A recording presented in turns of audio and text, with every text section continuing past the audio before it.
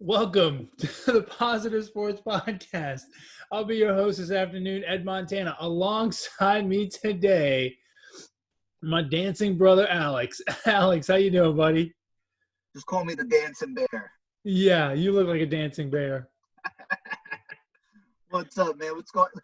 I have to stretch a little bit, after a 4-day weekend of doing nothing and a whole lot of eating. You got to stretch before you do a podcast. You don't want to pull a muscle. I understand. You got any good Turkey Day stories? Well, I fried a turkey for the first time. Yeah, it was cool because it got cooked in 45 minutes. So it's fucking like that instantly. So, and it's good. It tastes a whole lot better than, to me, I enjoyed the taste of a fried turkey. It's not as dry as it would be baked, right, in the oven. Yeah, I'm not a big turkey person. I'm more into the sides, right? The stuffing, the sweet potatoes, the desserts and stuff. So anything that makes the turkey taste better, I'm all about that. I've never had a fried turkey, actually, believe it or not. Well, the hype was real because everybody has told me, oh, you should fry a turkey and this and that. And so the night before, I went scrambling for a deep fryer, and 8 stores later, I found one at the first store that I looked at. So yeah. It was meant to be for me to fry a turkey this year in 2020. So, and I'm a last minute guy, and so I waited to the very last minute. So how big of a turkey was it? It was a 12 and a half pound turkey. Okay, that's good. That's not huge, right? No. I mean, that's a normal. So turkey. it was just us four, and I feel like we had just enough leftovers. Like I went and took some to mom and dad, to Uncle Carlos. I wasn't going to drive to where you were at because you were far. And That's so, right. and we had like just the right amount of leftovers for us four, like enough for 2 days. Cause we don't have any more turkey. So it was perfect. I noticed. I figured you didn't have any more turkey because I didn't get an invite. Well, you weren't even in the same freaking zip code as I was, so. No, I was not. I was in the beautiful city of Kerrville. When we say like right outside of, when we say we're in Katy, right outside of Houston, we're like 20 minutes away from Houston, right? Actually, we're probably like 10 minutes away if you drive. We're at the outskirts of Houston by the city line or whatever it's called, right? Right. But if you're talking about Kerrville is just outside of everywhere and nowhere. I mean, it's ridiculous. It's out in the middle of nowhere. It's an hour past San Antonio going west. And, I mean, there's nothing out there. It's no man's land to me. But it's a relaxing few days out there in the middle of nowhere. No not real good cell service, so you can't really make phone calls. It's kind of quiet, boring. Yeah, see, that's too far from the city for me. Like, I need some self-reception to be able to stay sane. Yeah, it's like going into a time travel machine and going back like 30 years. It's awful. Now, don't get me wrong. I would love to live like out in the farm somewhere. You know what I mean? Have like an acre or two. I think that would be awesome. But I always think about, if I want to go to like the bar, or if I want to go, if I want to go out somewhere, right? Like, I don't want to worry about, well, I can only have a couple of beers because I got a fucking 45-mile drive home. Yes. The groceries I get, right? You stack up on them, you go to Costco or something, Sam, you stack up. I'm cool with that. But like, as far as like having fun and going out and, like going and see some friends or family. Like, I don't want to have to drive that far, you know. But that's just me. Yeah, it is. It's crazy. It's absolutely crazy. So Yeah.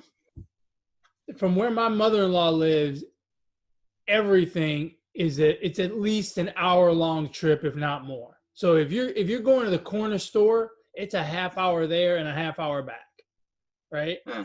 So if you're going to pick up a pack of cigarettes, not that I smoke or anyone else smokes, but if I was going just to pick up a pack of cigarettes, it's an hour drive. It's a half hour to Jeez. the corners. It's a half hour to the corner store. That's a long way to the So corner. so a pack of cigarettes will run you around what, $6, $7, $8? You're gonna waste more in gas than you did on those pack of Yeah, which cigarettes. explains why people out there are smoking by the carton. Yeah.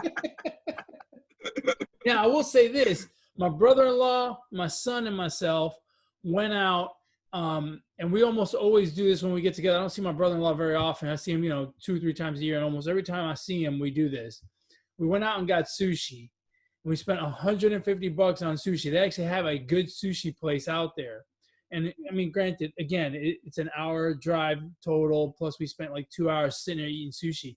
These rednecks have never seen people eat sushi like we did. We sat there and we ordered roll after roll after roll. We must have had, I think between the three of us, we had 10 different rolls. And, you know, most people order one, maybe two rolls. Right. We started off ordering 8 between the three of us. And he's like, well, who's having what? And we're like, just put it all in the middle. This is buffet style here between the three of us. And then we ordered some more. And I mean, every time, the second time we ordered, the guy's like, you guys want some dessert? Like, nah, we want some more sushi. And he's like, okay. I think at one point they started to get nervous that we were gonna dine and dash. They're like, there's no way these guys are buying this much sushi and eating it and paying for it. They're gonna run out of here. That's how you do it, though, right? I mean, you got to sample a little bit of it all, right? So you Oh, just that's the best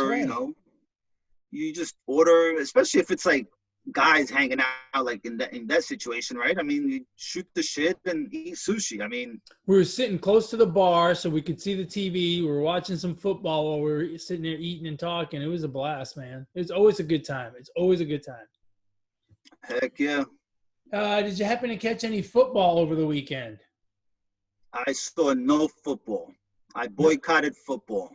They want Yeah. to suspend and push games back to Tuesdays. And I had tomorrow all planned out, bro. I had tomorrow all planned out. Yeah. Football, 2-for-1 wings, and they pushed that out till Wednesday. I'm done with football. That's it. I'm not watching tonight. I'm not watching Wednesday. I'm done. I don't, someone has to explain to me what is the NFL doing? Like, I don't understand. I don't understand what the NFL is doing. Why the constant rescheduling of games? You've already fined people within the Ravens organization for not handling, not following protocol and all this other stuff. And then on the other side, you've got the Broncos with no quarterback, but you make them play the football game. Now, which is worse, right? Which is worse in terms of competitive balance? What is worse in terms of the product that we see on TV? Is watching a Saints Broncos game where the Broncos don't have a quarterback, is that a better product than showing me the Ravens having to play second stringers? I'd argue it's just about the same, if not worse. So you're gonna show me a worse product, but you're gonna push off this other product. And look, on Twitter, you and I have been on Twitter. There's been a lot of crying from Steeler fans about the scheduling stuff. But at this point, I don't blame them. I don't blame them, right? They had the same problem earlier in the year with who else was? They had the same problem with another team earlier this year. Who was it? Wasn't it with the Titans that got With the pushed Titans. back? That's right, with the Titans. And now that they're having this problem with the Ravens, and the Steelers are doing the right thing, right? Apparently, the Steelers are taking care of business, doing what they're supposed to do. So, we're punishing one team by moving the game. We're punishing another team by making them play. there's just it's inconsistent, so no one knows what the rules are, what the ramifications are. I think this whole thing has gotten kind of silly with the NFL. Yeah, I have no idea what the NFL is doing. And really, from keeping players, safety. The Broncos have a wide receiver who hasn't played all that much quarterback even in college, right? And then they have a running back. I mean, that doesn't seem safe, right? If we're trying to protect the players, right? They haven't practiced long enough together. You know what I'm saying? I mean, a week is not even long enough. They had only a couple days, right? Yeah. So I think that's putting the players in danger as well. So I don't know and as far as the Ravens and the Steelers, I mean, I say fuck it. You make the Ravens play. You make the Ravens play today or yesterday. You just make them play. I mean, look, I understand pushing it back one day, right? So right. They were supposed to play on Thursday. You push it back to Friday, maybe Saturday, even Sunday. Okay, I'm okay with that. But to now push it all the way to Wednesday, you have completely fucked with the Steelers' schedule. The Steelers had a mini bye week, right, by playing on Thursday. Likely they had made their plans accordingly. Now you gave them a bye week, so to speak, right, by making them play all the way out to this Wednesday. But they've been practicing in between. They haven't really gotten days off, so it really messes with their schedule. I just don't understand what the NFL is doing. There's no sense of consistency. And the bigger problem here is, what are we going to do come week 17, come week 16 if this happens? Because they really need to start considering a bubble. You really don't want to risk it. I think for, the playoffs and the Super Bowl would be a total of what, 6 weeks all in? Something like that. No, maybe even shorter. Well, maybe even shorter. 4 months. Right, you have the Super Bowl, and you have 2 weeks before that's the conference championships. The week before that's the division. The week before that is the wild card. So 4 weeks, 5 weeks max, right? Mm-hmm. Put those teams in a bubble. Put those teams in a bubble and play all the playoff games, wherever the Super Bowl is supposed to be, right? The Super Bowl is supposed to be in Tampa Bay this year. Put all of those teams in Tampa Bay and have them be in a bubble. Do what baseball did. It's the only way to deal with this. Otherwise, you're really risking your playoffs. And look, at the end of the day, the playoffs are the biggest product. You can't mess with that. At least that's my feeling. Yeah, I don't know what they should do. That's above my pay grade, but they should definitely have a plan in place. And if they have to go 18 weeks, then just go 18 weeks. I mean, I don't understand. I don't understand what the problem is with just hitting the reset button. Just fucking stop everything for the NFL at least. Just stop everything for like a week or two. It's okay. Just stop it. And have everybody sanitize themselves. I mean, I don't know. Just stop everything, come back in a week or 2 weeks, and maybe by then, right, this whole time you could have been figuring out a bubble situation and just do it that way. Yeah. And less traveling, right? Of all the sports, the NFL could do a 1 week, a league-wide bye week, right? That would be the best way. You have everyone plays like on Monday night, like not this week, because this week is all screwed up because of the Steelers, but next week, right? You play on Monday, and then you shut everyone down for a week, right? You give everyone a bye week the next week, and then resume and take that week, put it on the end of the season, and then you start up again the following Thursday. That's 10 days. That's basically 2 weeks. Do that. Yeah. A mandatory league-wide bye week would be great at this point, because someone's not getting the message. Part of it, I think, is the players are sick of, I think we all do this, right? We get into a routine and everything starts to kind of go back to normal, and we forget to do all the little things that we're supposed to do, like, not go to the strip joint and things like that, or whatever it is that's causing the issue. I mean, I understand we have a spike going on around the country. It's not just, people being careless, I guess, but at the same time, we got to do something to get this thing going back to normal. And you don't want to mess with the competitive balance. And here's the other thing. If you shut the league down for a week, if you institute a league-wide bye week, you're going to get a better product afterwards because these guys are going to get a week off, right? Everyone talks about how much better they feel after a week off when they get their bye week during the season. If you do it for the entire league here, you're going to get a better product going into the home stretch in the playoffs. The thing, before we start talking about the games from yesterday, the thing that gets me, and this was, and someone tweeted it out, and I can't remember who tweeted it, otherwise I would give them their props on Twitter, but it wasn't, it was just, some random Joe, right? But he was like, his tweet was something along the lines of, it's amazing how these players recover in one day, right? And when you think about it, fuck, it really is. I mean, there's either these are some false positives or there's some other shit going on, but how is it that these players recover in a week and are ready to play? You know what I mean? So, I don't know. Something to think about, but I just thought that was interesting. So. Going on, let's go to the games now.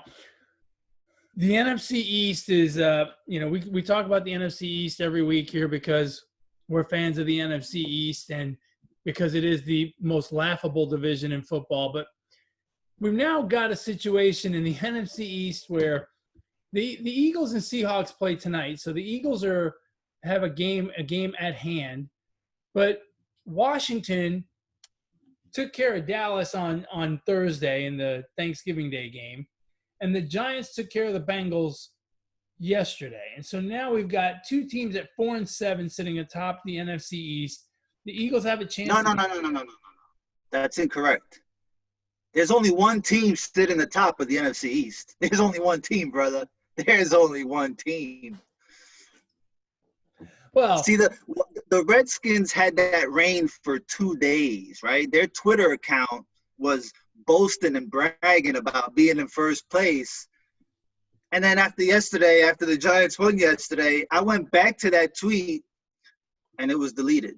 So the Redskins are no longer in first place. There's only one team atop that division. And they're no longer the Redskins. We really should stop calling them that. Oh, I forgot. Washington, the Washingtons. The Washingtonians. Yeah, I forgot. Anyway, they're tied in terms of record. They do play one time, right? Huh? The Giants and Washington play one more time this season. No? No, we swept them. We got the tiebreaker. We swept. It sounds good. It's only 2 games, but we swept them. That's right. So yeah, so technically you're really a half game up. We're up. Yes, we're up. We're up. Now, you're going to drop down to second if the Eagles win tonight. That's a big if. That is a big if. And then you've got the Cowboys at 3-8. So the division continues to be the laughing stock of the NFL. No team in the division has a positive point differential. Washington's the closest at -2, and that's only because they won by 25 on Thursday. A Cowboys team that we've been saying this on here for weeks, but they've mailed it in. I mean, they've mailed it in. They just have no desire to play the game. They want the season to end. They're hoping for a league-wide shutdown for good, really. They're hoping the NFL mandates, 2020 to be shut down for good because they've had it. I don't know how Washington's doing it because Washington is still not a good football team any way you slice it. Washington, if you look at the team stats, they rank at the top in a few defensive like that's not a bad defensive team. Like no. Chase Young is the real deal. Oh, yeah. They have Alex Smith is playing, great football considering his injury and fucking life-threatening injury he had, right? Right. And then they got all of a sudden this kid Antonio Gibson who can run the ball. So they're really not playing that bad. I know their record is not good, but it's not a. I don't think that's a really. It's one of the. It's not what their record says. So, uh, you know, it is what it is, right? But they're not a bad team. I don't think they are. No, they're not. But they're 4-7 for a reason, right? They're not a good Oh yeah, team yeah, either, yeah. I right? understand. And then you've got the Giants. The Giants are kind of in the same boat, right? The Giants are not bad, but the Giants aren't great either. And now Daniel Jones, who is not a great quarterback, not yet anyway, but he's their quarterback, and now he's out injured. So it's a real dicey situation. Should the Eagles win, it becomes even more interesting. I'm really hoping that some way, somehow, the Giants and the Redskins, the Giants and Washington, tie a game here between now and the end of the season, so we can see a 3-way tie at like 5-9-1. I don't know if we'll see it because the Eagles win the division. If No, they beat, that's what I'm saying. If the Giants and Washington tie a game along the way, so that they all right, have a tie. I don't want the Eagles to win the division because they have a tie. yeah, but in that case, they would win the division because they have the head-to-head against us. Oh shit! And then they split. They would have to split with the Redskins. So the Redskins would be Redskins got one right. up on them. Right. So if they split with the Redskins, then they would have 3 wins, and the Giants would have 2, right? So look, if Washington and the Eagles, We okay, if can't get somehow a your good scenario 3-way works tie, out, can right, we? the Eagles would have to beat Washington, and I mean then it would go to like division record I mean, because I mean right now the Giants are 3-2 in the division, Washington's 3-2 in the division, and the Eagles are 2-2 in the division. right. I think they still play the Cowboys one more time and the Redskins and then Washington. Oh my goodness. Yeah, I don't know. I feel hey, listen, I don't care. The Giants are in first place. I don't care what the hell happens from this point. We don't have to depend on nobody. We depend on us. That's it. Well, that's not So, true. That's not true. You need the Eagles to lose a football game. oh, well, yeah. I mean, that's probably going to happen. They have the hardest schedule left. So, yes, I'm not worried about that part. But my point is, if the Eagles win out, if the Giants and the Eagles win out, the Eagles win the East. Yeah, I'm not worried about that. We control our own destiny. So the other game on Turkey Day was the Texans and the Lions. there's nothing to talk about there. That happened.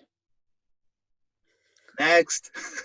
And they also they did fire Mike is it Mike Patricia? Pat Patricia? What is his name?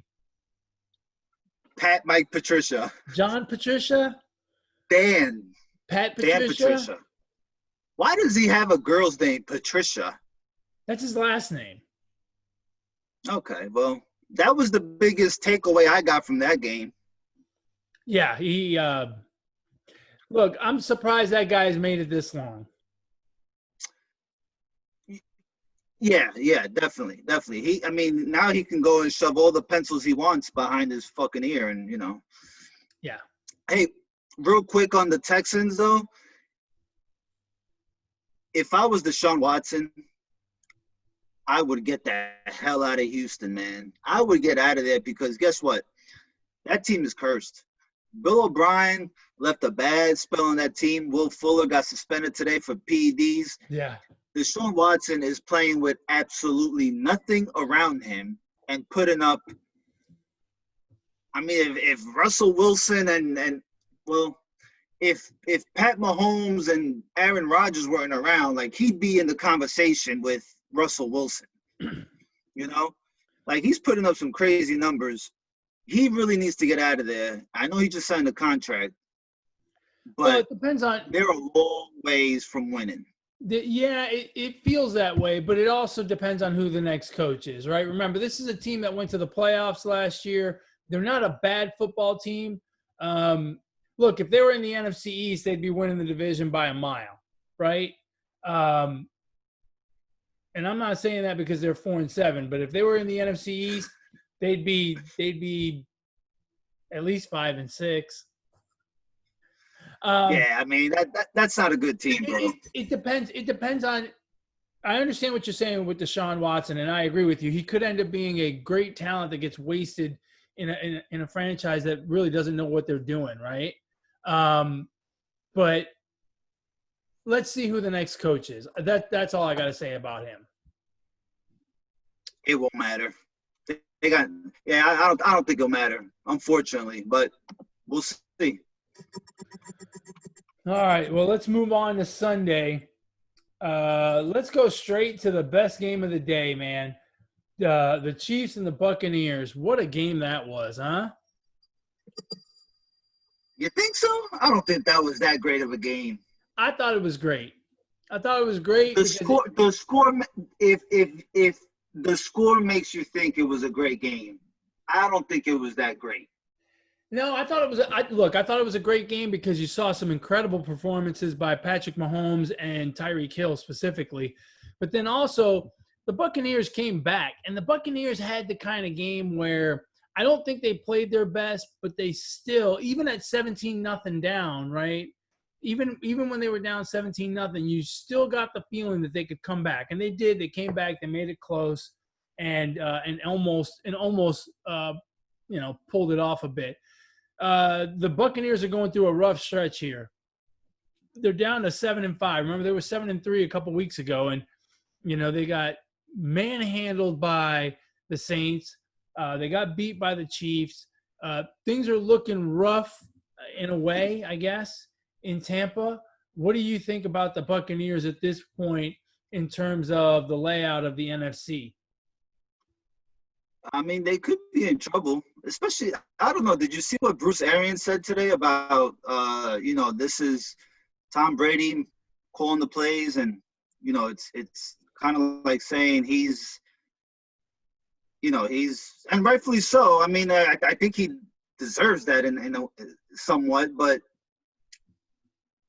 I don't know. I don't think Bruce Arians is that great of a coach. He might not be, or maybe he's a good coach, but he's not the right coach for that situation. I mean, I don't know, bro. I'm kind of confused on Tampa. Like, Tom Brady doesn't look that good to me, man. Like, the guy has 9 interceptions. Like, Baker Mayfield, Stafford. There's a lot of other quarterbacks that have a lot less interceptions. I know they're not as good as Tom, but maybe him, running the show on offense is not what's good for the team because he's got the weapons. Yeah, I'm not sure. I'm not sure what the problem is offensively. It is a little bit strange that they are. It's a little bit strange that at this point in the season, we're not seeing that offense click a little bit more, right? Because in the beginning, I kind of get it, right? They're new to each other, they're feeling each other out. But now, at this point, like, what weapons you have on the field. You've got Evans, you've got Gronkowski. I figured they would have been doing more with the offense at this point. And I think it's Arians. I don't think the quarterback should be like. I don't think the quarterback should be calling all the plays, right? It's one thing to audible out of a play, but I don't think he should be kind of running the offense.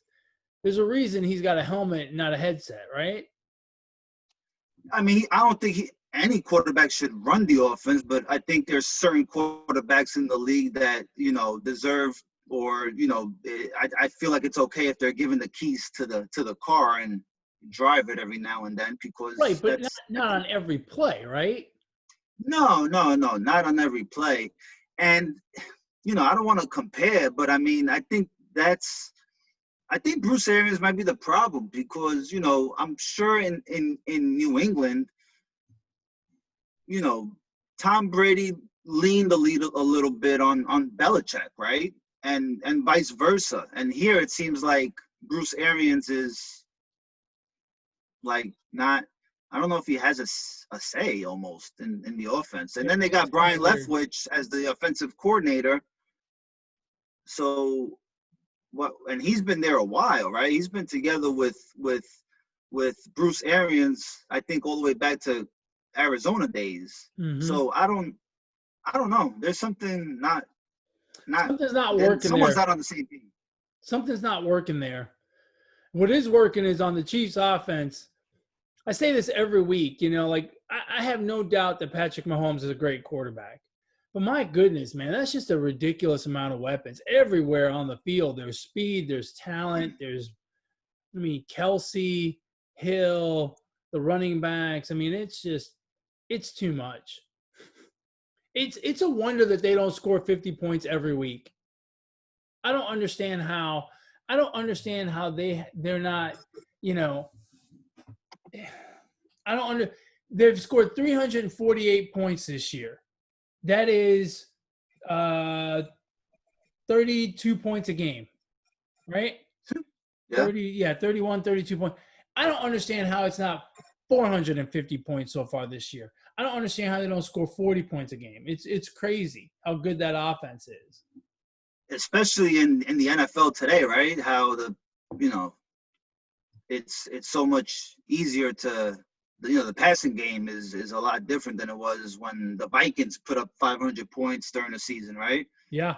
So, but yeah, something? I mean, it's a pretty good old machine over there in Kansas City. Yeah. Let's stick with the NFC. The Saints continue to lead the NFC with a 9-2 record. They obviously got the cupcake game against the Broncos, playing with no quarterback, with a quarterback or someone that they made play quarterback, because I don't even know if he's ever been a quarterback. I felt bad for that guy. I felt bad for the Broncos in general. Like think about if you're a Broncos player playing on defense, right? You have a tough assignment when you have the Saints coming into town. But to make it even tougher, you basically have to shut the Saints out to have a chance, because your offense ain't going to do shit. And you got to try to make some offense yourself, right? Like an interception or a fumble or something. So I felt bad for it. But anyway, all they ran was like – Huh? I think all they ran was like wildcat plays on offense. It was terrible. I mean, I watched that game for like 10 minutes. And I was like, This is a terrible product. I don't understand. I'm going to go back to it. I don't understand why we're pushing other games off, but yet we made the Broncos play. Right. I mean, are you worried about the product? Are you worried about competitive balance? What are you worried about? Because that was not necessary yesterday.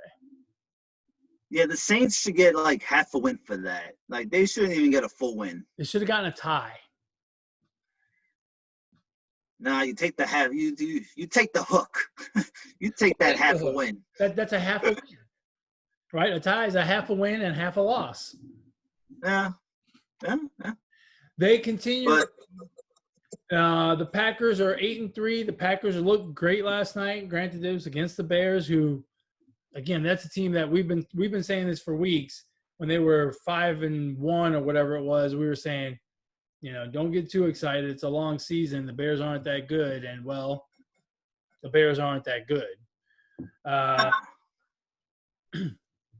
And then the Seahawks play tonight. They're 7-3. The Rams 7-4. The Cardinals 6-5. The Buccaneers 7-5. And then you've got the Vikings at 5-6. So right now you've got the Vikings on the outside looking in, but only a game out. I've been saying this for weeks. The Vikings are going to make the playoffs. I still don't trust the Rams. And yesterday proved why I don't trust the Rams, right? A game against a depleted 49ers team at home, and they couldn't win it. They ended up losing on the last play of the game, 23-20. Again, the Rams offense is the biggest mystery to me. Where is the Rams offense? I don't know. Because sometimes Goff looks good, and sometimes Goff looks horrific. I mean, he is just terrible at times. Yeah, I actually, I'm not losing faith in the Rams. I think, again, I always go back to those division games. They can go either way. So I don't think the Rams are. I don't think they're a fluke. Now the Cardinals, on the other hand, they might get caught from behind because Kyler Murray's might be hurt. I don't think he's 100% healthy. Who did they play So this weekend? they play the Patriots. The Patriots beat them. That's right. But that was a So tough game because they got to go across country and play the I early mean, Sunday game. That's always a problem. Look what happened to the Raiders. yeah, I know, but I mean that's they went halfway the country. They didn't go all the way, Who? and they still got pounced. The Who? Raiders. They went across country from the Western time They zone to went to the. Atlanta. They didn't go all the way to New England. Dude, where's Atlanta? It's way before New England and Florida. It's not way before Florida. It's on top of Florida. It's on the East Okay, Coast. it's way before New England. It's a lot closer. It ain't that much closer, bro. Yeah, It's a I time believe in zone that issue. myth, but yeah, but I mean, still, I mean, that's your professional football team, and that's not an excuse anymore. The Raiders have a winning record. The Falcons don't. That's not an excuse. I don't Look, buy it. look, if you ever bet on football games, that's an excuse. I bet on plenty of shitty East Coast team because they were playing a West Coast team coming in to play the noon game on Sunday.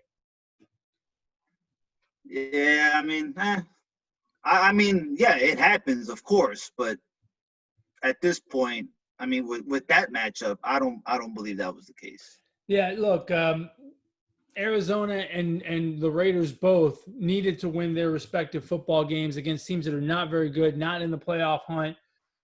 You've got a Patriots team that's sitting at 5-6, likely not going to make the playoffs, and you're the Cardinals. You have playoff aspirations, heck, division aspirations. You got to win that football game, and Cam Newton looks terrible, so they just didn't do enough against a team that really wasn't playing all that well either. At least the Raiders can say they just got beat by a team that came to play, right? The Falcons really came to play on Sunday and put it on them. A lot of turnovers, created a lot of turnovers, and they won. But I mean, the Cardinals lost to a team that didn't do much more than they did, and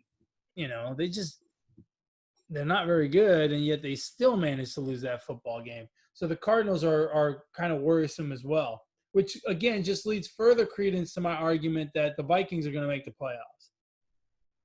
I mean, now I could really see it because I mean the Vikings are creeping up. Yeah, they're one game behind the Cardinals, 2 games behind the Rams and Seahawks, right? Because only one of them will win the division, the other one will be in the wild card chase. So it should be quite And the interesting. Vikings have the more favorable schedule. The Cardinals still have the Rams at Giants, Eagles, Niners at Rams. Yeah. So they could And, lose at least 2 more. I mean, and the you've got 49ers already. I'm sorry, you saying? I said the 49ers already beat them once, so I mean they could lose to them again. Yeah. The Niners are 5-6 now. The bad thing for the Niners is Santa Clara County said no contact sports, so they're having to pick up everything and move. Apparently, they're moving to Arizona for 3 weeks. Sounds like a fun road trip. Yeah, they're picking up and moving their entire football operations down to Arizona. Isn't that something? Well, who cares? Because I mean, it's just the 49ers. They're not making the playoffs anyway. So. Yeah. Well, if they get hot, they rip off 5 straight here. Let's see who they have left. It could the happen. Bills, Washington, Cowboys, Cardinals, Seahawks. Yeah, they ain't going nowhere.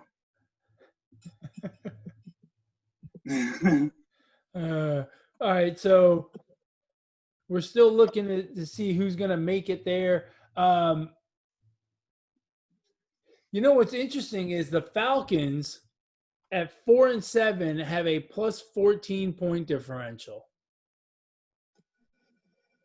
Isn't that something? That's because they're always playing from behind. Yeah. If you look around, like if you ever want to look and see like what this is the point in the season where I look at stuff and I try to figure out what's fake and what's not, right? And one of the things I look at is point differential. And the Falcons at plus 14, yet they're 4-7. Normally that would tell me they're a better football team than what their record shows. They're probably going to win some games here at the end and finish up strong. I don't believe it with them. On the flip side, if you go over to the AFC, you've got the Cleveland Browns at 8-3, and their point differential is minus 21. And I'll tell you what, I believe the point differential more than I believe that record. I think the Browns are set to fall at any moment and come down to earth and not make the playoffs. I think they're going to fall out of one of those playoff spots. And I thought a team like the Raiders would be there to take that spot, but after yesterday, I wonder. Nah, I don't think they're falling out. I think. I mean, I haven't seen their schedule. I'm about to see it here in a minute, but I would guess that they have at least 2 more wins in them. And the teams behind them, the Dolphins, don't scare me. Now that Tua didn't play yesterday, I think the Colts coming off, tough division loss to the Titans. Baltimore is not going anywhere. Raiders. I mean, I wish they would get into the playoffs because I like that team. But now Josh Jacobs, I think, is hurt also. So that's going to hurt them. I don't know, bro. I think the Browns are going to comfortably make the playoffs. Let's look at their schedule. I think the Browns fall out. They're in the division with the Steelers and the Ravens. I think the Ravens will pass them. Well, but the Ravens have a bunch of injuries. So the Browns they go to Tennessee. Loss. Then they play the Ravens. Loss. Then they play the Giants and the Jets at New York. And then they finish with the Steelers. Win. Yeah. What's after the Jets? The Steelers. Loss. I mean, the Steelers might have it all wrapped up by then. They're going to go 1-4 the rest of the way. 9-7, not going to make the playoffs. I don't know. Yeah, I think they make the playoffs. The Tennessee Titans looked great yesterday against Indianapolis. It's funny because a few weeks ago, Indianapolis looked great against the Tennessee Titans. But the difference here is Tennessee looks like they're really starting to warm up for that run, right? They're starting to look like they're really pounding the ball, running the ball really well, really controlling the game from a running perspective. I would not want to play Tennessee now or in the next 5 weeks, and certainly not in the playoffs. They're making the playoffs. Oh, well, yeah. I mean, they're the 3 seed right now. I mean, yeah, they're making the playoffs. How's that for a wild prediction? Yeah. I got another wild prediction. The Kansas City Chiefs are going to win the AFC West. I don't know about that one. Who's even in that division? What division? They've only got a 4-game lead on the Raiders. Anything can happen. Oh, yeah. Yeah, that one I think is wrapped up. But you're definitely right about the Titans, I think. They're really looking to – I mean, they really look like they're hitting their stride at the right time. So I don't think we have to worry about them not making the playoffs. Yeah, they're going to be a real problem for somebody. Well, they're going to be a real problem for everybody. Everybody they play, it's going to be a tough football game, and it's going to take a lot to win it. Hey, the race that that no one is talking about, but I think we really should, the race for Trevor Lawrence. The Jets holding firm in the top spot at 0-11, but the Jaguars are on their heels at 1-10. Do the Jets win a football game this year and ruin getting the first draft pick? I mean, they're so good. They're not going to ruin that. Well, let's look at their schedule. Before you say that, let's see how it matches up here at the end. Have you looked? No, hold on. Let's see. All right, you ready? Yeah. I mean, I don't see a win on here. Versus the Raiders next week, but it's in it's in New York. that could be a win. Okay, go ahead. Put money on the Jets next week. I want to see the ticket too. Hey, look, I'm calling it right now. The Jets are winning next week. And then they've got the Rams. Then they got to go to Seattle to play Seahawks. That's a loss. They got to go to Baltimore to play Rams. That's a loss. But then they host the Cleveland Browns. That could be a win. And then they have to go to New England to finish off the year. That's a loss. I think they have 2 wins in them. Yeah, I don't know. I think they're number 1 draft. I'm telling you right now, they're going to beat the Raiders or the Browns. One of those 2 games they're going to win. I think their tank for Lawrence is safe. Let's see. And then the Jaguars have to go to Minnesota. That's a loss because Minnesota's got to make the playoffs. They host the Titans. That's a loss. They have to go to Baltimore. That's a loss. They host the Bears. That could be a win. And then they go to Indianapolis to play the Colts. So at most they're going to get 1 win.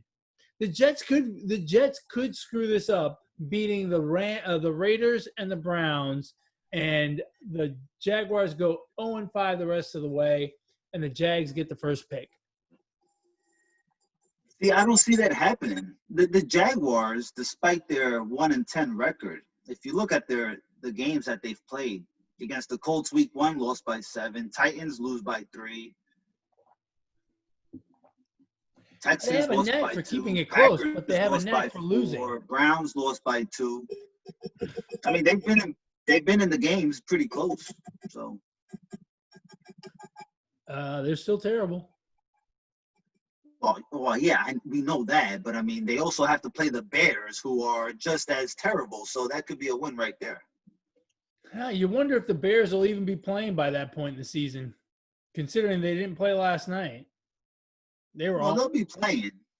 They'll be playing just as bad as last night. They were terrible last night. Absolutely terrible. Yeah. You got anything else? What else?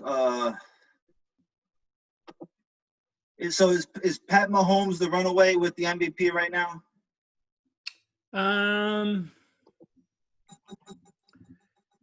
Yeah, I can't.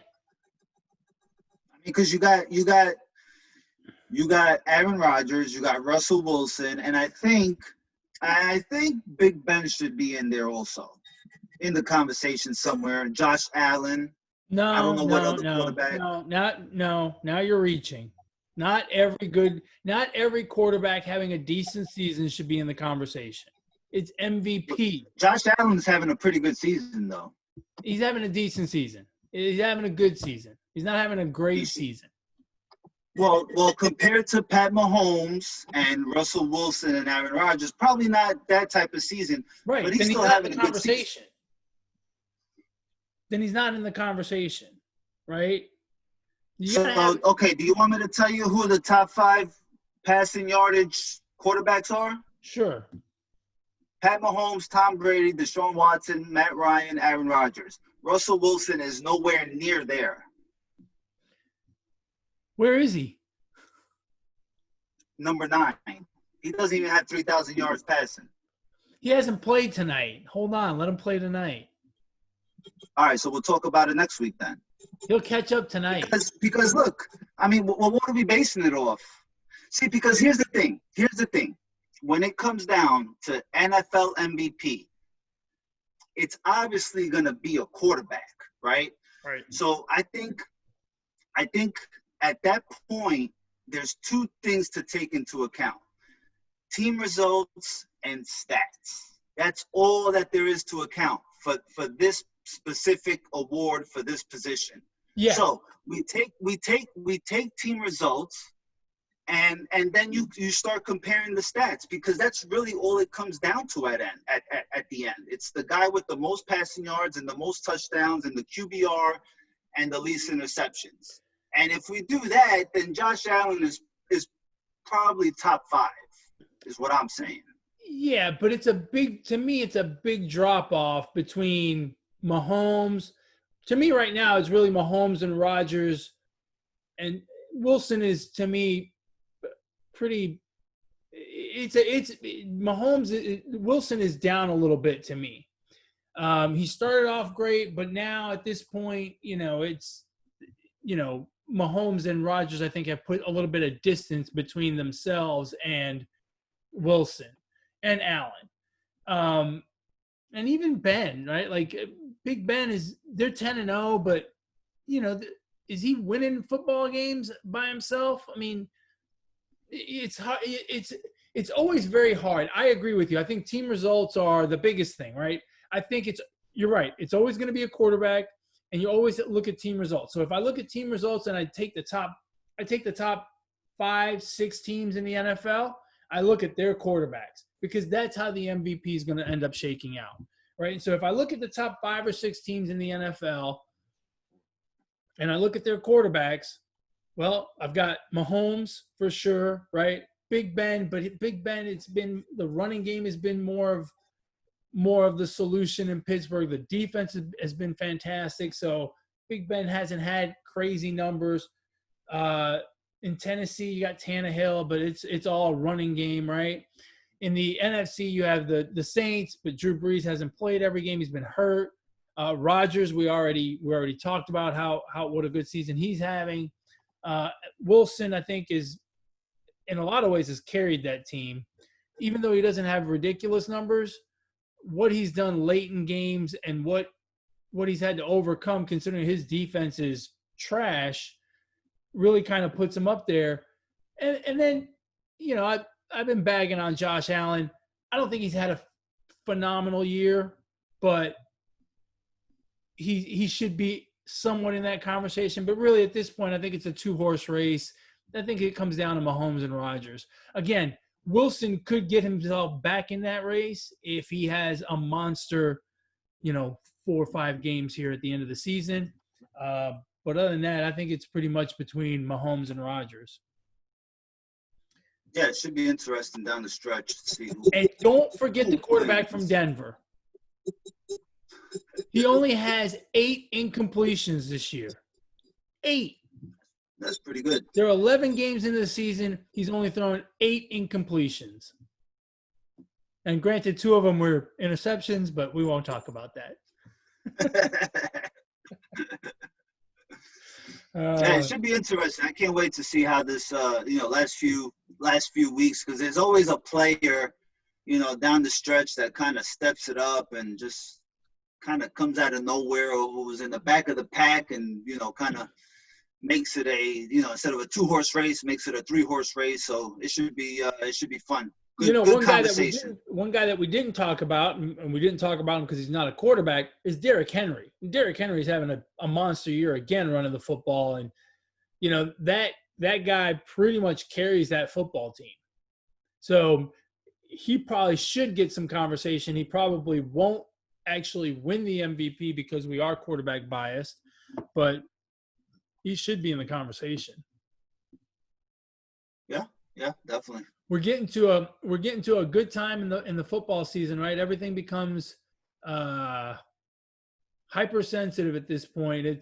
We're coming down the home stretch of the football season, and now we're starting to kick off some basketball. It's getting to be a lot of fun in sports. Yeah, I'm hoping baseball ramps up some free agency talk, because it's been really quiet. So I'm hoping here in the next few weeks, maybe maybe when basketball is about to, kick off their season, maybe that's when baseball will kind of sneak in there and make their splash, right? Just to kind of Yeah. stay relevant. I don't know that we're going to see much free agency movement this year because you got to remember there's a lot less money floating around and a lot of uncertainty as to how money is going to flow going forward into 2021. So I don't think we're going to see the Yeah. same kind of free agency activity in baseball that we've seen in previous years. Hey, speaking of baseball, did you see the trophy for the Korean Baseball Organization World Series champions, the NC No. Dinos? No. Dude, this is for everyone out there. Google KBO Series trophy. This is the best trophy ever. It's a sword, and it's not like a little 2-foot sword. It's like a 5-foot sword. It is massive. It's not something you carry around in a sheath on your belt. You know what I'm saying? I'm looking at it right now. I don't like it. It I doesn't love it. resemble baseball to me. I mean, that's not baseball. That's like you just fucking finished fighting the World Fencing Championship at the Olympics. Who cares? It's the coolest thing ever. That's true. Eh, You know, like most trophies have something. Well, the Stanley Cup doesn't have a puck on it or a stick. but it's a Stanley Cup. It's a Stanley Cup. Okay. There's no Okay, cup in hockey. Well, I guess it resembles a cup. It every player is resembles the wearing a name of cup. the trophy. Huh? It resembles the name of the trophy, the Stanley Cup. Okay, so if they call this the KBO sword, would you be okay with that? Yeah, I would be. What do they call it? What do they call it? Seriously, what do they call it? Do I you don't know? know. No? I don't know. I just saw it and I thought it was the coolest thing ever. Rob Manfred would call that a piece of metal. Piece of tin. Piece of tin. Yeah, it's tin foil. Yeah, by far the neatest, the most unique trophy I've ever seen. I mean, I think that resembles violence. It's not cool. Oh, please. Come on. Yeah, I don't like it. No, I don't like it. Not for a baseball trophy, especially baseball. No way. What? I mean, It's only good for what? Fencing? apparently for KBO, it's very Korean-like. It would be a great fencing trophy. Like if you win the World Fencing Championships, you should get a massive sword. Exactly. I agree with that. I agree with that too. But fencing didn't do it. The KBO did. I love the KBO. Huh. I wonder how much that thing weighs. It looked pretty heavy. It looks heavy, I know. You know how in soccer when they win, they kind of all get down and then they all they hold the trophy up. Imagine if he drops it. Whoa. Right? There goes a toe.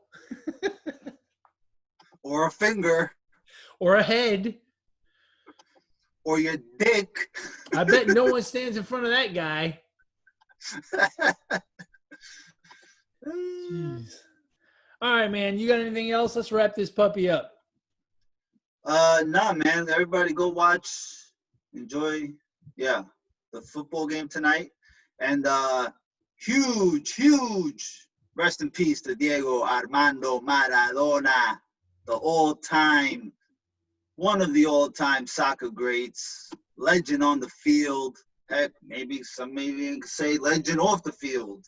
But either way, he lived life his way, and he touched a whole fucking country. Yeah. Other countries too, like Italy, but he touched the whole country. So yeah, really a worldwide icon. Just an incredible soccer player.